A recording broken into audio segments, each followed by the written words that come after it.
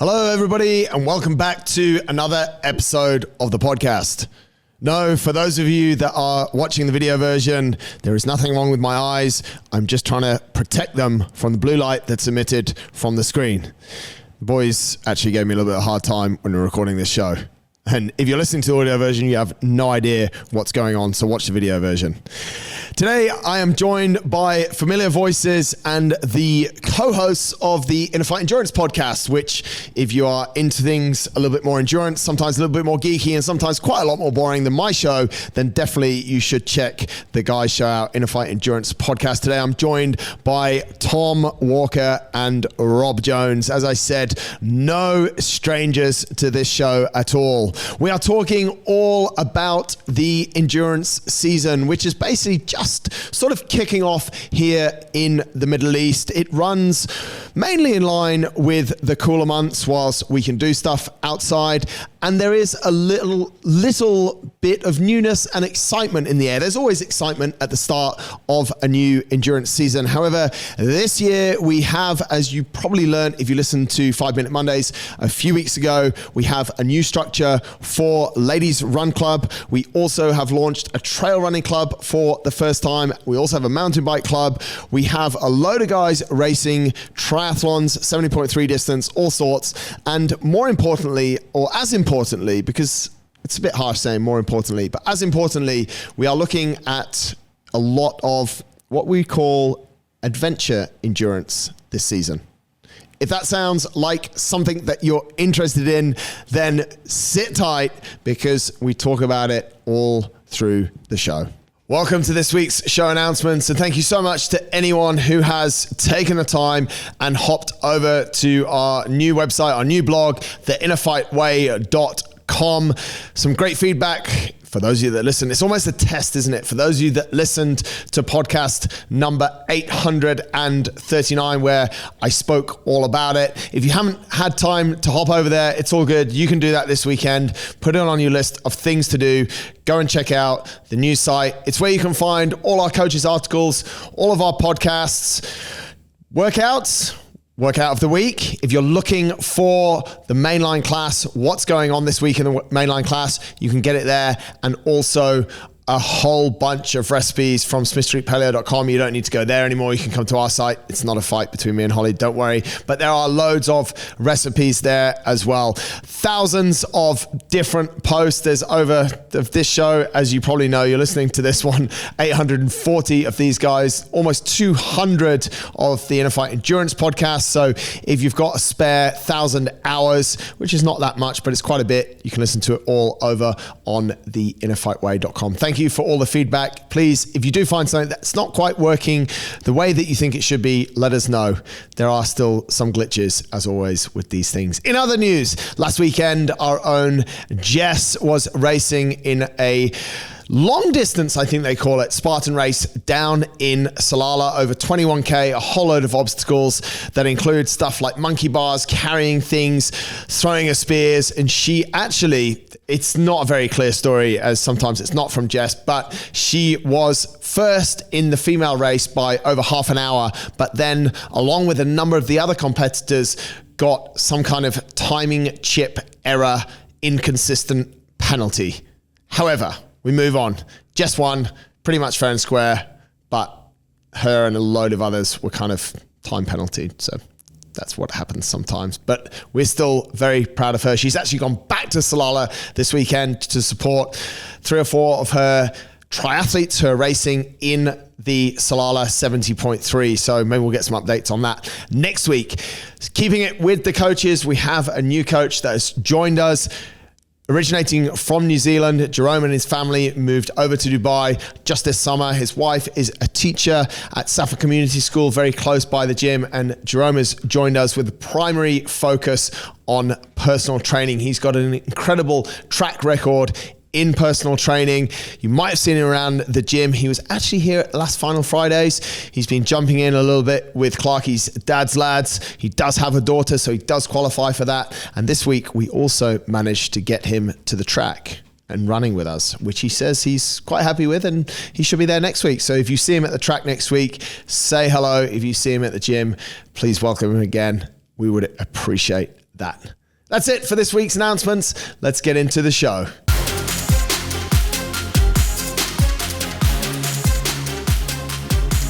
This is episode number 840 of the InnerFight Podcast, the endurance season with Tom Walker and Rob Jones.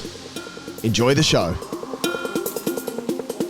Welcome back to another episode of the show, and welcome to the, what do we call this? 23/24 endurance season. Gentlemen, Tom Walker, Rob Jones. Good morning. It comes as a package now. You can hear their dulcet tones over on the InnerFight Endurance Podcast. Apparently they did a show similar to this a few weeks ago that they said wasn't very good, so they're quite happy to be here to redo it. Is this the season? Is this how it runs? Are we in a season? Are we off a season? Or is it just because we're in the Middle East? Because we just finished the World Championships a couple of days ago. Yeah, the rest of the world is relaxing. But here, we're just waking up. I think Australia is going into their season now as well, right? Australia's absolutely going into the season, yeah. There's a lot of races there. So what's been happening then? If it's the start of the season now, what has been, because all I've been seeing from you guys whilst I was away is people doing this, people racing, action. Where's the off season? What a great question. Where to begin? If you'd have listened to the show that we recorded on this very topic, then you would know that quite a lot of people don't take an off season, but they manage their races throughout the year to be able to have, if you like, a few key areas where they can race well. It's comes back to Skinny's favourite seesaw approach, I believe. Oh, he's actually supposed to be on the show, but he's busy yesterday winning the Great North Run. Yeah, I think he won it from a family standpoint. What, the most family there? Yeah, by the looks of it. We should give him kudos though, as all his friends will have done on Strava. 1:13 for a half. It's PB, wasn't it? Yeah. 3:25s. It's fast. Happy with that. There's new Echo Booms, I think. I was going to say, do we think the fact that he's A, not been in the country, and B, been on running workshops for the last month has helped him? I need to look at his training peaks, actually. The guy does not like training. So imagine when he trains, sub 110s, no problem. Is that where he could get to? I reckon. Oof. Yeah. So Skinny's not had an off season. Tom, you were going to say something about the off season there, I think, or his seesaw approach. Yeah, seesaw approach with on a macro level, I think is the way that most of us work here in the Middle East, which is basically pick out what you want to achieve. Most people pick something in the first half of the year and the back half of the year. And then it's down to, us as coaches or the athletes to figure out where they take their holidays and have some downtime in between and all that. Whereas the traditional approach is race through the summer and then you take off, month to 2 months through the winter season. Some people do a lot more. Yeah. Others manage to keep things fairly tame. But here, when the rest of the world is resting, it's the best time here to play. I mean, it's rough. If you're listening from Europe or going into a winter in America, I think it is pretty rough racing, especially running's not too bad, but cycling and triathlon in the middle of winter in cold countries, honestly, I don't think I'd do it. We used to do a lot of fun runs. Park runs, 10Ks, trail mud stuff. But it's not, you're not going there to race hard. What big races are there in Europe over the winter when it comes to sort of triathlon? There really isn't anything. Triathlon now because the swim. Yeah. The swim is too cold.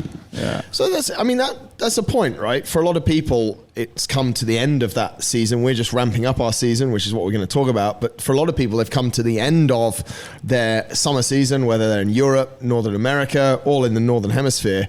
What do these guys do? They put the Lycra away, pack up the bikes for the next few months, or just get the turbos out? Yeah, I mean, Zwift has their best time now coming up into winter. And swimming pools and things are still open. So people tend to go and work on a few skills, or like the UK, from experience of talking, they like really good, strong clubs. So they continue to have a bit of competitiveness with their clubs during it. Yeah. And they always have like an end of season club championship and stuff like that. But majority tend to tend to hibernate. Hibernation. It's tricky, isn't it? And I guess, Rob, on a trail side, the UTMB, which was at the end of August, that kind of marks the end of really big trail running races in Europe for the year. There's not really too much through into the winter, is there? No, that's it. But then the season starts again. And then people look to get their points and start getting stones to race in next year's race. Maybe let's jump into that straight away, mate, because what we've seen is the end of the trail running season with the sort of the biggest showpiece, UTMB. But now that UTMB have so many trail races, it kind of doesn't really stop. It moves to climates that are, let's say, a little bit more conducive to people not dying, because if we had races in the Alps or the Pyrenees over the winter months, or in Europe over the winter months, we'd struggle a bit. But we've got stuff in other countries under the UTMB, and you said something about collecting stones. Talk us through what's going on there. So UTMB, they have a new system. If you want to run UTMB in Chamonix at the end of the summer, you need to either collect points or you collect stones. And the way to collect points is to find a race that's affiliated, and so they register. So the race that we're doing in Oman, the Himam race, you can collect points for that race, and that gets you, if you like, position, or that gets you one lottery slot. And if you collect stones by participating in a UTMB race, so put on by that company or by that franchise, then you get stones, which doubles or triples or quadruples your chances of getting into that lottery. There is an incredible amount of races organised by sort of UTMB, though, isn't there? As the brand, yeah. As the brand, I'm sort of just looking on their website here. You've got a race that was literally the weekend after UTMB. Yeah, some the same weekend as well. Some on the same weekend. It's getting a little bit like Ironman. You've had, these ones are actually still in Europe, but as the time sort of goes on, I think they start to move. I know we've got UTMB Cape Town UTCT, which is in November. Yeah. Time. I also think there's the UTMB Thailand. That's December, I believe. Which is in December.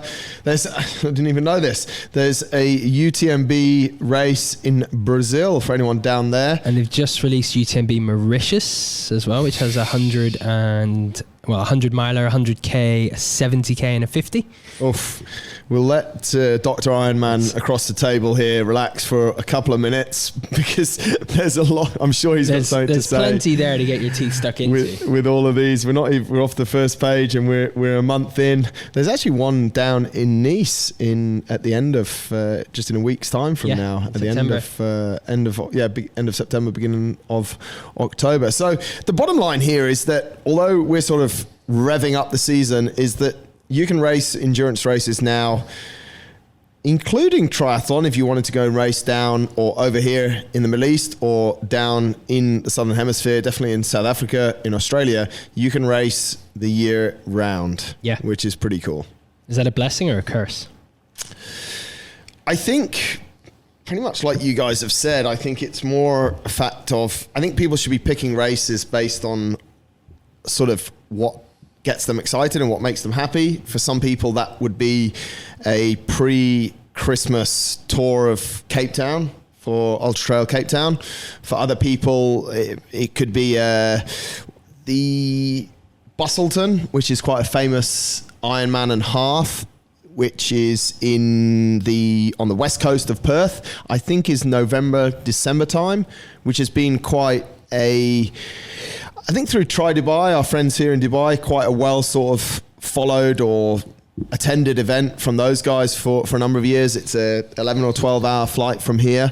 I think one of the things which I was listening to you guys on your show the other week, which Tom rightly said, training. We've just had the World Ironman Championships and the 70.3 Championships a few weeks ago, sort of end of August into September. Training through summer for those events here in Dubai it's actually just not ideal at all. It's horrible. Yeah. Like it's even just you're not going to be able to get the most out of yourself for it. You kind of won't do yourself justice. Yeah, so I think to have a calendar that's 365 days of the year gives us a lot more choice, but with that choice comes, choice is the devil really, isn't it? You know, you used to get forced into seasons, and I think it's only the last 10 or 15 years that people have traveled so much for these sorts of endurance events, whereas previously you just, you do your home local triathlon, maybe once every few years you'd pack up your bike box, but now it's, Tom, when this show comes out, you'll be in another country racing, and that will be your second or third international race this year? Third. Too many. He doesn't know. Just trying to. You didn't put that in the show notes. I'm just trying to remember. I don't know. It seems like a long time because it took you a long time to try and sue Emirates for breaking your handlebars when you travelled before. Still trying if anyone can help. Yeah. No.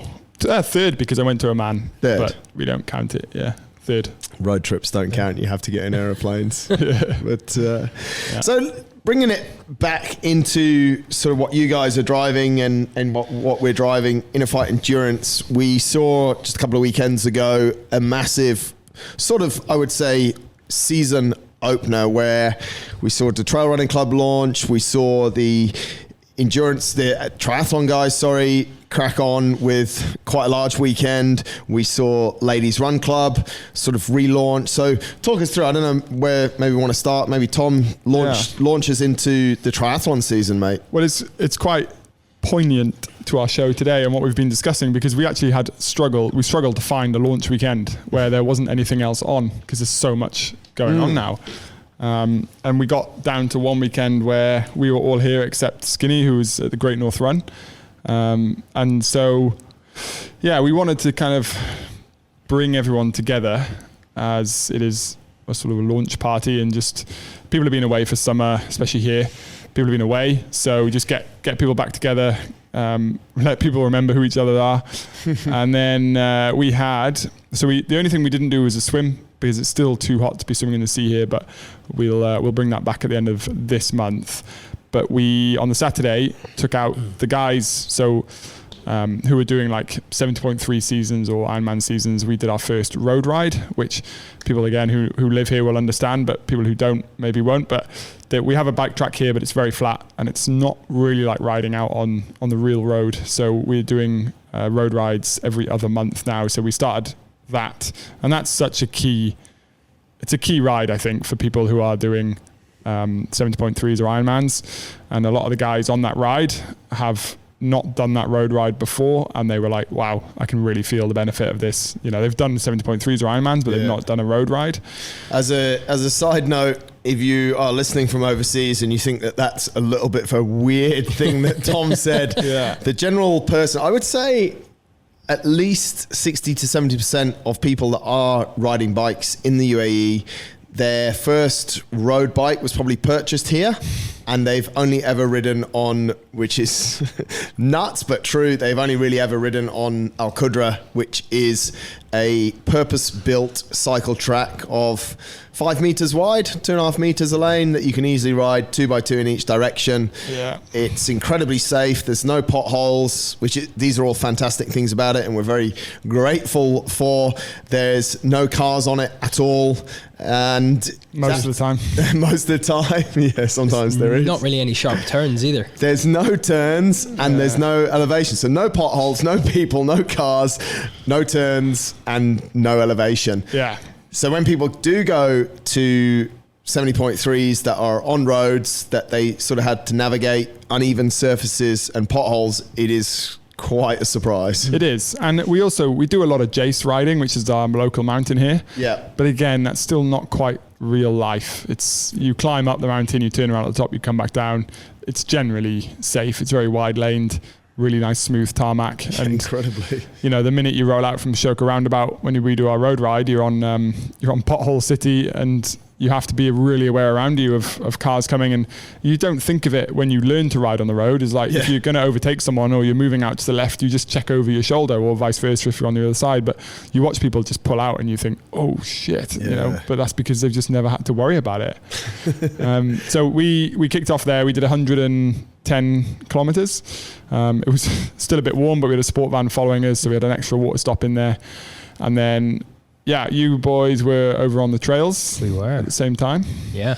Talk us through that, Rob. Obviously, we've seen a big sort of demand, or I don't know, for trail running. It's sort of really pumped up at 2020, then maybe dropped off a little bit. I think it's sort of, it goes in waves, doesn't it? So people, there was a lot bigger trail running offering in the Middle East a few years ago, and then that's the race offering has dropped off a lot here. So lots of people are finding, like you said at the start, there is an abundance of trail races overseas, and so lots of people are taking a holiday and then throwing in an event or a run around that holiday, and they want to do something that's slightly different. So it might be running a trail race.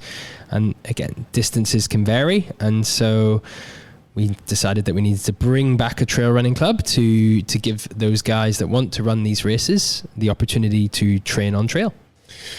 Interesting what you said, mate. We've seen a massive drop since 2020 of local races. Yeah. But our experience with clients and people within our community is that we're seeing more people traveling to races. Yes. And we've seen an increase in trail running clients since 2020. Definitely. But less races. Exactly, yeah. It's quite an interesting scenario, isn't it? Yeah. I think day to day here, people, they have their routines, they run in the same places, they maybe run the same sessions. So that they have this drive for adventure and to do something different, and running on trail ticks all of those boxes that maybe an international marathon might not. But why do you think people... It's controversial. For example, Hatta 100 is a fantastic race. Yeah. You and I have run it. We've run sections of it. We've actually cycled it. You know, it's a brilliant course, and they've had to cancel the race the last 2-3 years. I don't think it's actually run since 2019 when we ran it. Though. There used to be a UTMB race, and they dropped it because the dropout rate was so high. Yeah. I think that part of the world, I mean, me and you we've all been there. It's actually quite inaccessible unless you drive. There is no amenities, so you're not really going, aside from one hotel that is 5-star and very expensive, you've got nowhere really to stay unless you camp or you stay somewhere budget. Yeah. So it's not necessarily appealing to the masses. You've got to really like adventure and running to go to that race. It's super interesting. I'm not sure. I don't know. Because the guys, who were they? Urban Ultra, they had half a dozen races. At least, yeah. And very distant. You'd have a race from 10K and they went up to 100K. Yeah. I think, they weren't getting the sign-ups that they wanted. But then again, maybe like you look at the UTMB races and they are releasing new exciting locations every year, every season. Same with Ultra X, they're releasing new races every season. And Ultra X just kept the same races in the same places. And I think people got a bit bored, to be honest with you. People want endurance tourism. Endurance tourism, for sure. Tom, you won one of the Urban Ultra races once. Back in the day, yeah. That was 2019. Must have been. Yeah. It was my anger from South Africa. I had Ironman Fitness. Rebound. Ironman Fitness and half an Achilles. The rebound race. Yeah. I like them. I think they're good. I don't know why people maybe get a bit nervous for them as well. And the other side to it, we know this country really well, but for other people, they're still a little bit maybe scared of Oman or near the borders and things. Yeah. And that could be a barrier as well. Yeah. I think one thing is absolutely for sure the prices of the local races were high. Yeah. Like the last time when we ran Hatta 100, it was 1,000 dirhams, close to 1,000 dirhams. Yeah. I mean, UTMB is only 350 euros or something. Yeah. You know, and that's the biggest race in the world class field. You run with pros. To pay over €200 to race on your doorstep where you can train every weekend.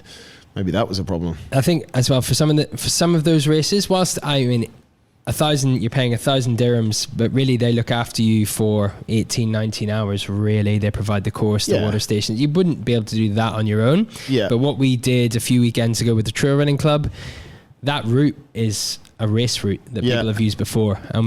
People got to experience it for nothing. For nothing. Yeah. It's interesting because it does obviously cost a lot to put these races on and have support, like you said, aid station. They're taking care of people for longer. I mean, I don't know what the cutoff for that race is. It's probably about 30 hours though, isn't it? Perhaps. So I'm sure there are a lot of costs, but I guess that's what puts people off. I mean, I don't know if we've seen it.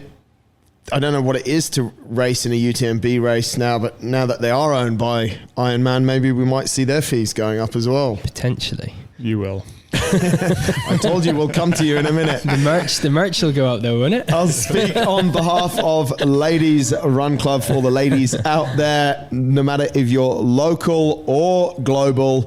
If you tune into our 5 Minute Mondays, you'd have heard Steph talking about the relaunch of Ladies Run Club just a few weeks ago. If not, the summary is that we have totally relaunched Ladies Run Club. There are access to a lot more sessions, access to strength sessions, and access to community sessions, which was never something that we sort of offered before. Not on purpose, but somehow we kept the ladies separate from the rest of the community. We did invite them all the time, but sometimes they didn't come. Now they are fully part of Track Tuesday and also our coffee run on Fridays. And it's not the first time, but it was the biggest bunch that we had running together a couple of Sundays ago when we did our Sunday run. It was great to see. I think there was as many ladies from Ladies Run Club ladies. If there was 40 people at that run, I think half of them were from Ladies Run Club, which is super nice to see. So if you're a female and would like to have some time where there's just ladies, but would also like to have some time where there's men as well, then Ladies Run Club is a way to put it. Ladies Run Club. Well, some days you don't want to have guys around the whole time, and that's okay. I'm good with that. Non-binary also allowed. Non-binary and all of this kind of stuff. Yeah, we don't have to be careful. Anyway, crack on with that. Ladies Run Club is also relaunched. Get a hold of Steph, sh@innerfight.com. We should have actually invited her on. But anyway, she was on the show a few weeks ago, that 5 Minute Monday show, talking all about it. Looking to some of the targets, some of the bigger races. Let's kick off with the triathlon scene. I know, Tom, we've got Solala, which is sort of this coming weekend or about when this show is released anyway. I don't know the exact date for that. Then we've got quite a nice Middle Eastern series going on here, haven't we? Yeah, Solala's 23rd. 23rd. Yeah. It's always a hot one down there. But, well, we went last year, didn't we, mate, and watched. Yeah. I think if you're going there for PBs, you're going to be cooked. But Solala itself, if you just want to go race a cool race in a nice destination, it's probably not a bad shout, is it? It's not a bad shout. And Jess was telling me Wizz Air now fly there and back, 200 chips. I saw it advertised for 74 single. Wing, what is it? Wing on a prayer, Wizz Air. Wing on a prayer, Wizz Air. Not sure if it's safer flying or driving with you and Ed Menzies. It's sleeping in the back. So that's the kickoff, 23rd. This show, obviously, if you're listening to it after the 23rd, you've missed that one. If you listen to it on the day that it's released, the 22nd, it's probably not enough time to train for it on the 23rd, and you'll need to be on a Wizz Air flight. So that sort of opens the 70.3 season, which is half Ironman distance. Half Ironman distance. And then in between there, I mean, I'm talking to a lot of guys at the moment trying to plan out their 70.3 season or already planned. And one of the ones we put in just to be around the triathlon community of Dubai is the Roy Nasr Memorial Triathlon. Yeah. I know you were a friend of his, mate. I never got the pleasure of meeting him, but 10 years since he was taken, 6th of September 2013. So 7th of October is Roy Nasr. It's actually, I've never done that race. I've always been. I go every year to watch, but never actually done it. So maybe this year. It's moved location? It has Xterra Islands, which I don't know about. Isn't that where you go windsurfing, Rob? No, it's Jebel Ali. Don't give it away, huh? Deira is the other place. It's the other end, The isn't Deira Island, sorry, is Yeah, at the other far end. side, yeah. You go up to Near Deira. Jebel Ali, near Deira. The island just off Deira, right? So new race location, yeah. sprint distance. Or Olympic. Or Olympic. Yeah. So There we not go. bad. If you're training for a 70.3, Olympic distance is a great shout to do. What date's that? 7th of October. 7th of October. So if you are thinking to go and have a look at a race and see what the triathlon life's all about, that's one that is a pretty strong community event, really. Yeah, it's Roy Tri Dubai. was one of the founders of Tri Dubai, is still remembered by a lot of the people that were here. Some people his name means absolutely nothing to. He was quite a legend of the sport here and went by the great nickname The Hammer, which doesn't take too much figuring out. Yeah. So that's always a good one to jump into. And then there's literally something quite frequently after that, sort of the shorter there's local stuff. The Mamzar series continues, That's which is the Grit one. and Tonic. They do a season opener, which is actually on October the 29th. Then you can race it again in December. Could be January, but I think it's December. And then you race it again in March. And this is a really good beginner series triathlon. So again, it's sprint or Olympic. They might even do a super sprint. But what's cool is you can track your progress from beginning of the season to the end of the season. So it's really, really popular race. They organize it pretty well. It's in the same place. It's been in Mamzar for the last 5-6 years. Yeah, it's good.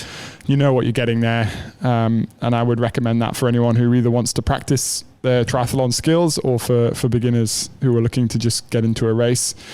And then the biggest sort of one in the region is Bahrain 70.3, which is still held on a Friday. It's on December the 8th. Still on that time. Over in Bahrain. And Bahrain's been going, I mean, it used to be a challenge, didn't it? Back in the day. It used to be a challenge, yeah. 10 years ago, probably it started. Yeah. It's not been on, or it was on last year. I think the year before with COVID, they missed it.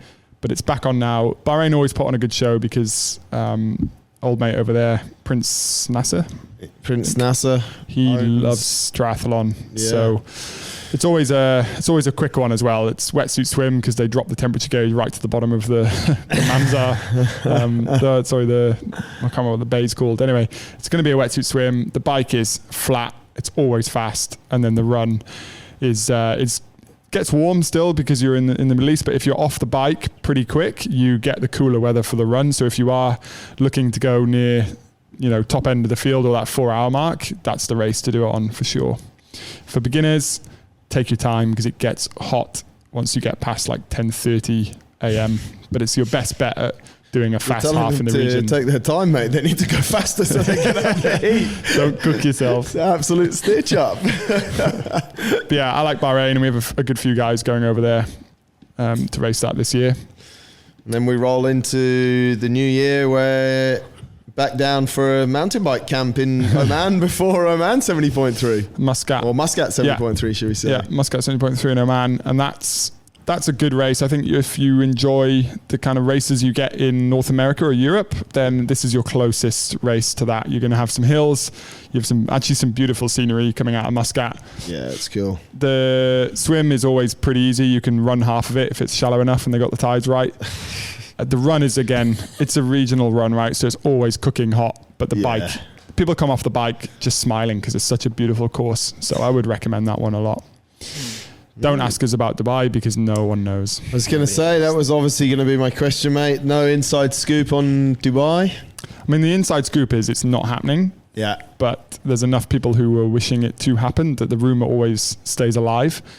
But I have someone pretty close to the source, and no chance. If it happens, it won't be where it used to be. Let's hop over to the other side of the table, to the trail running calendar. What have we got to sort of target and look forward to, mate? If there's not too many local races, what's out there? There's a few. We have on the 18th of November, there's an NBF Fujairah run. It's sort of the shorter, higher intensity runs, but off on trail. The big one for the season is the Himam trail race, and you've got distances that go from 100, 55, 20 or 10. That's down in Oman? Down in Oman. Are we doing the 55 or the 20 for that? We're doing the 55. Are you actually going to run it? Let's see where my legs are. Sign him up. Mate, I need you for the mountain bike part after, which we'll come to in a second. And that's really as far as has been released. There's a few shorter races, but all eyes are on that initially, and I guess more will be released as the season comes through. There's the usual. Spartan have released their half marathon trail run in Hatta, and I think we're going to see more events like that from different companies that are trying to fill some. We had a 30-something K down in Hatta last year as well. Yeah, that was the Wadi B race. 2 laps though. 2 laps for the 70 and 1 lap for the 35. Yeah. It'd be nice if they brought back their Oman run. You won that one, right? Wadi B. 35, yes. That was the day we had the dogs, do you remember? Yeah, dog walking and the Irish lad with us. Yeah. The guy in front of me got lost. So that's even more to sort of push people towards your trail running club, mate. Totally. Give us a little bit of a lowdown on that. What's on offer for guys that want to get out on the trails and enjoy themselves and are not that bothered about racing, but just want a community to run with? Perfect. So this is, well, it's for you if you love adventure, you love the outdoors, you love running, and you obviously want to be part of the best endurance team on the planet. So we will be bringing you structured weekly runs and strength sessions, weekly trail runs, whether it be on a Friday morning, a Friday evening, or a Saturday morning, local trail running camps where we'll head off into the mountains. And again, we'll run Friday night with a head torch. We'll have a barbecue, maybe a few beers or red wine if you if you swing that way, or vegan options are available, but different barbecue. And then we'll run again the following morning. And then our international trail running camp every year, which we now host in Chamonix, which is always a highlight. They'll get community runs with our Track Tuesday. They'll get community runs with the Coffee Run. I think that's it. I'm tired.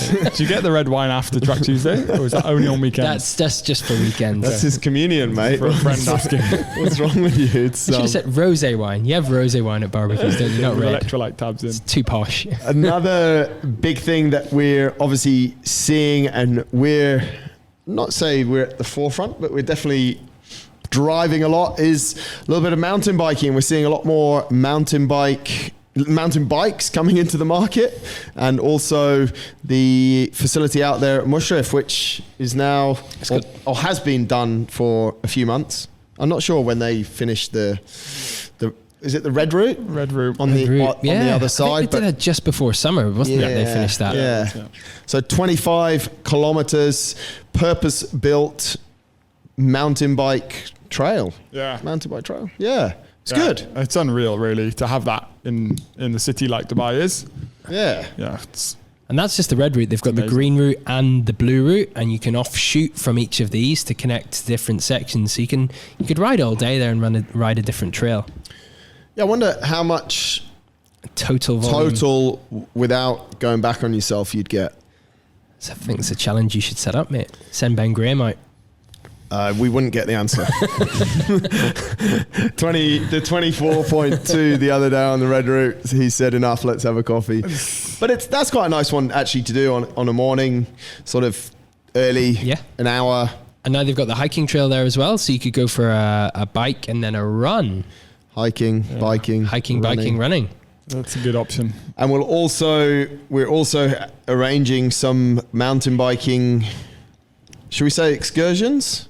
I think that's going to be an integral part of the... Anyone who's come on a mountain bike excursion with us might name it something different. A hiker bike. I mean, it's an excursion, isn't it? An experiment. We floated a route that you found the other day, Rob, with a few of the mountain bike enthusiasts, and it seems like the response is positive. Menzies said he was there in 2012. Really? Yeah. Yeah, he's the route that I found everywhere in 2012.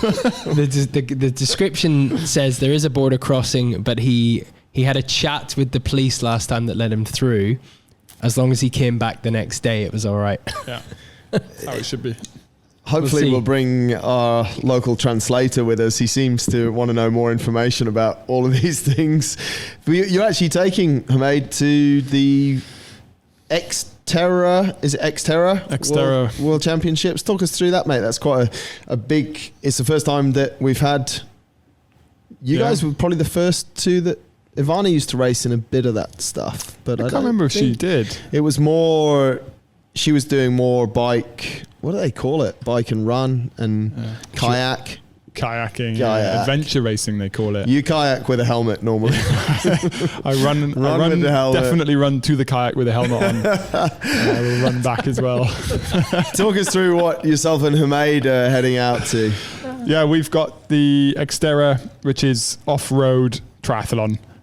We did the inaugural Oman Xterra back in March, and we both got qualification slots to the Italy one, and just thought, why not go and experience it? Apparently the race is stunning. I've never been to the Dolomites, but apparently it is a stunning place to be.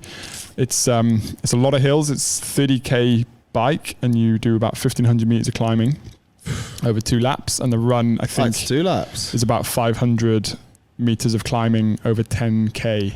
Oof. And you swim in a lake. That's the only part I'm certain on. That's flat. Yeah, that's a flat swim. Flat swim. Flat swim. And it's just like Hamed, he's such a good guy. He was training for Ironman, and then he was going to do Frankfurt and was unable to do so. So he said, I'll just go for this. And, you know, a lot of our clients understand this. It's not so much about the race, it's the process and it's the accountability on the way to it. And he loves mountain biking, and he, as you guys learned a few weekends ago, loves trail running. Loves getting cramped. Doesn't like cramp too much. Actually got to spend the last 2 weekends with him, one on a mountain bike, one on the trails, maybe one in the wetsuit next weekend. Yeah, hopefully we bring a bit more awareness to mountain biking and the trail side of things as well. Yeah, because it's such a nice transition. If you are getting a little bit bored of road triathlon, which is understandable, doesn't mean you have to finish or end the sport. Like, there's a lot more to swim, bike and run than just, you know, Ironman racing or even local road racing. And it's a new skill to learn, and I know you guys think the same, but one of the massive things that appeals me to mountain biking and trail running is you stop thinking too much about the data. You have to be very present, because if you don't, you're going to next yourself. And you see certainly parts of the UAE or parts of the world that you wouldn't normally get to if you're only on transport by road or road shoe. Totally. Do you think through COVID, we obviously saw people going, okay, I now understand that I'm not training for a race, and that's fine. I'm training to feel good and for my, let's call it, mental and physical health. Are we moving to the next stage where people are keen to train for literally for adventure? I think so. Yeah. I think so. Or train. I've got a few clients now, they've been with me a while, and they just want to train so that when someone says, do you fancy this? They can say yes. So how do you go about, you write a program for someone? It's almost, we've almost come back to CrossFit, haven't we? Because you've got to be ready for whatever you think about it, because what are we training for in CrossFit? We're training for life. The unknown and unknowable. I think that's not a phrase that gets bounded around much these days, but that's what definitely in the early 2000s, like, what is CrossFit? Oh, we're training for unknown and unknowable. When someone tells me that, I try and seek from them a little bit more. So let's say you want to almost remove responsibility of picking your races. You want someone to say, hey, come and try this, it'll be fun. Ask yourself what that sounds like. So if you could think up of someone coming and asking you, do you want to come and do this with me?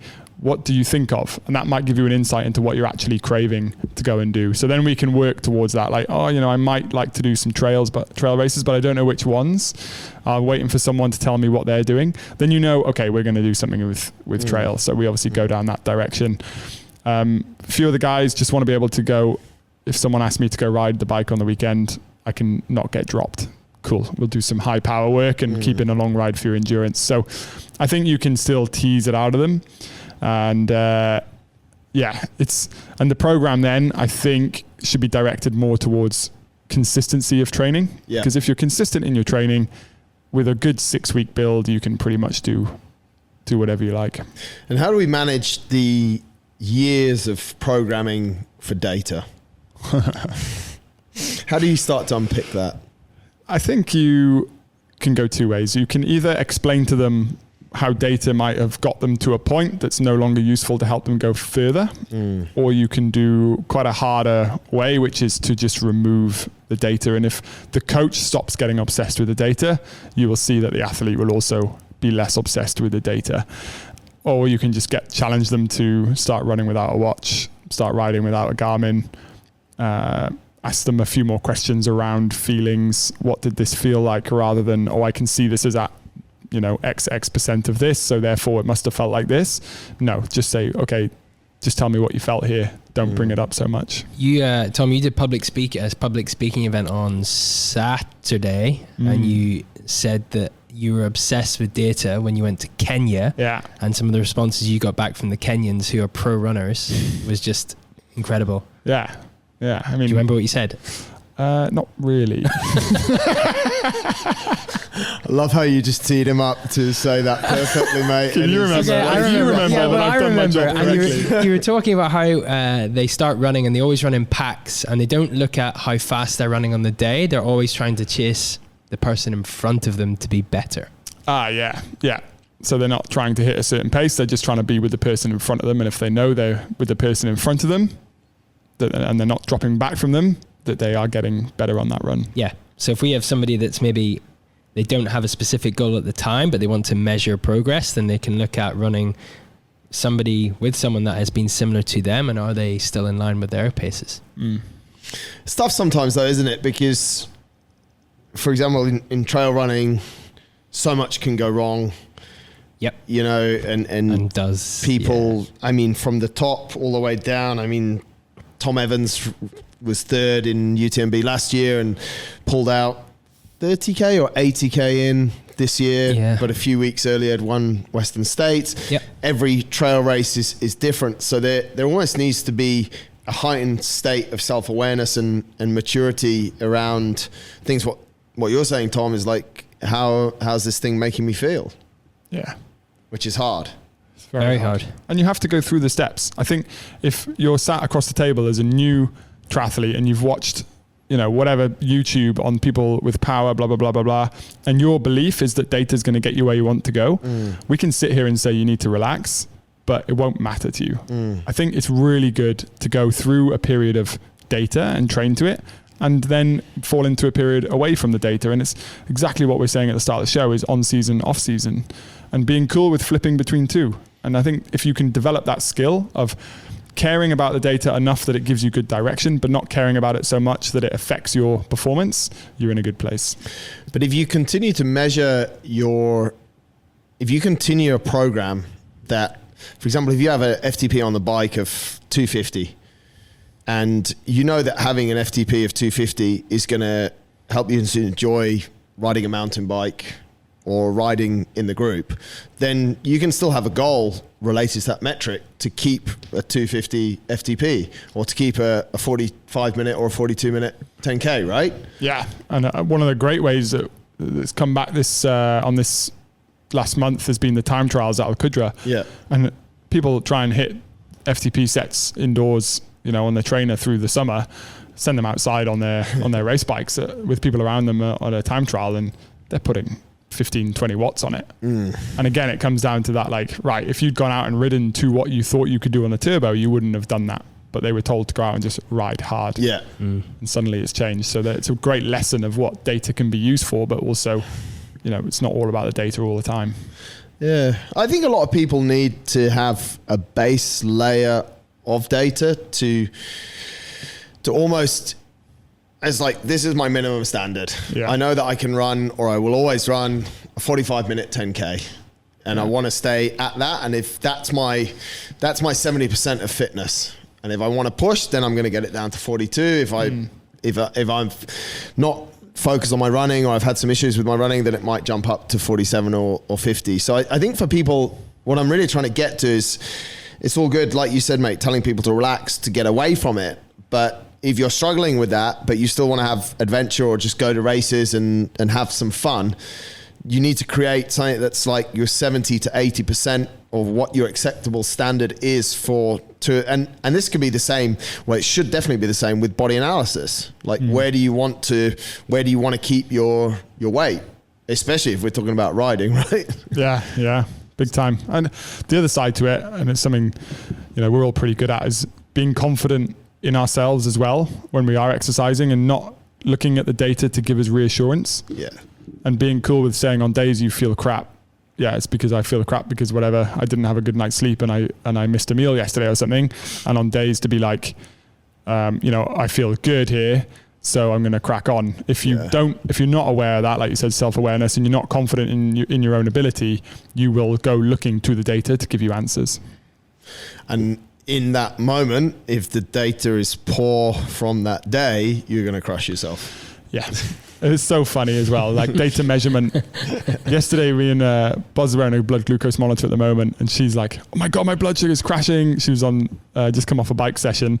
And I'm like, let me go and get my blood glucose monitor that I have a manual one, and let's compare it. Ooh. So we did a real-time comparison, and there was like 60 millimole difference of glucose in the blood. And the minute she saw the number, so one number was telling her she basically is having a really low hypoglycemic event, and it was at like 45 or 50, which like basically she should have been close to collapsing. And then I used my manual one and was like, and it suddenly put it to 100, which is like optimal. Suddenly she's like, "Oh, I'm okay then." Whereas before I was like, she's ready to hit the deck. Then I showed her the other number. I mean, either one could have been right. It could have been somewhere in the middle. Or it could have been somewhere in the middle. But I just thought, that's such a powerful show of what a number can do. Yeah. It's an interesting scenario, isn't it? Yeah. Because it's the same as what you guys have spoken about on your show and what I've spoken about on here a number of times. Wearables, trackables, all of this stuff is like the anxiety and we know what we're talking about, the recovery score and the anxiety it creates around that. And it's like, how do you feel? Well, I feel okay, but I'm angry because it says I've only recovered 5%, but I feel great. And I've just run, 10K in close to a PB time, but I'm still angry, and it's, I'm rereading, Bad Science, Ben Goldacre. Great book. Well, I've been rereading it for about 3 months because it's so detailed and so freaking long, and you're like, and then he says maybe I went a bit deep on that. You're like, yeah, you did, mate. Yeah. But it's with the impact of sort of what these things, and he talks a lot. I wouldn't actually recommend it to people as a book. I think it's too long-winded and people would get too angry at the book. When I think about that, I always think when we did our Project DXB marathon during COVID and there was no races on, so we did our own marathon. And if you were wearing a wearable that tracked your recovery, it would have been tanked, and you probably wouldn't have run the marathon, but you ran a PB, and then got COVID. I think the next day you figured out you had COVID. Tested the next morning. Yeah, you tested. So you had COVID, but you ran a PB marathon. Yeah. I always think how would that have been different if you'd have had data or if you've been wearing a wearable? Well, that's the interesting thing, isn't it? Because there was no mandatory testing for my own little jog. So it would have shown up, and then I would have gone, "Oh, I'm sick." But I think that's also another thing, because on that day I just went out for a run. Yeah, and you had no preconceived goal or idea. If I felt good, I was going to keep going, and if I felt good, I'd keep going, and I kept feeling good, so I kept going. Yeah, and then the next day didn't. It's an interesting one. Final question to keep on the topic of the endurance season. It is kicked off.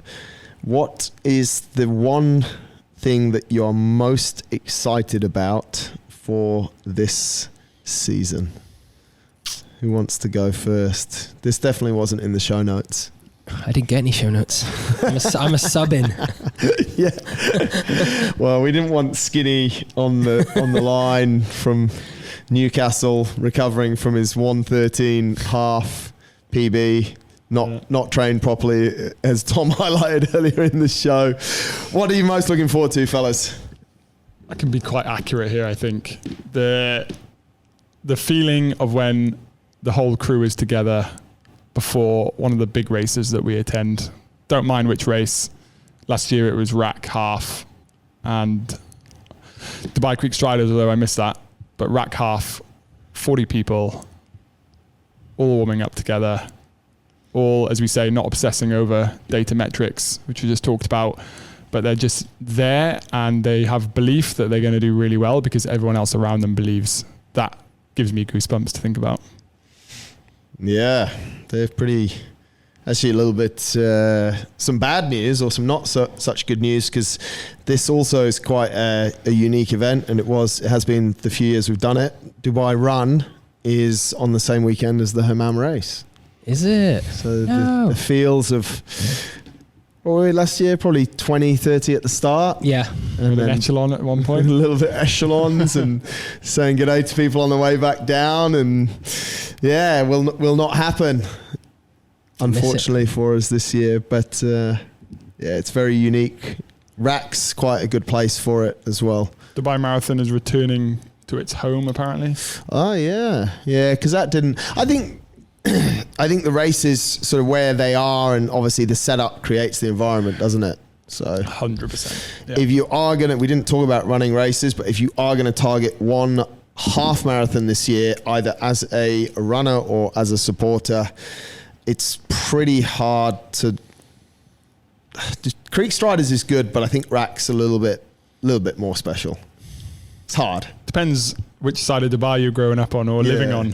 Yeah. If you're from down Creek Striders area, they love it, right? Yeah, they do. Yeah, they love it. But if you have to go and park there, you need to run there. Rob, what are you most excited about? I was gonna say something similar to Tom, but I'll flip it a bit, and it'll be one of those, something like where the endurance community and the gym community all combine for a big event. So like we had our 3-year birthday anniversary a few weeks ago, and the room was jam packed. How many people were here? Do you know? Did you count? Next, I think. No, someone did tell me. I didn't 160 count. on the list. I think there was 177 on the list at one stage, and there was over 150. 150 Not too people many over, but from all walks of life, different goals, and doing something that is really probably not in line with any of their goals, and it was just about having fun, socializing, and enjoying fitness. A bit like Into the Darkness. A bit like Into the Darkness, exactly. All of these events have similar vibes like that. I love that. Yeah. We're looking forward to the season. Guys, thank you so much for your insights. If you want to get involved, if any of that sounds like anything that you like, give these guys a shout. Endurance at InnerFight.com. They'd love to help you, no matter if it's running, swimming, cycling, mountain biking, walking with mountain bikes, males, females, and or other. These guys definitely, and high speed or low speed. They have a solution, data or no data. We could carry on. Gents, thank you very much. Folks, the endurance season is here. There's plenty going on. If you do not want to participate in these events, they are absolutely epic just to go and have a look at. Same as watching CrossFit workouts. I love it. These guys love watching, supporting. Rob Jones has a brand new Vuvuzela. It's going to be a great season. Thanks a lot.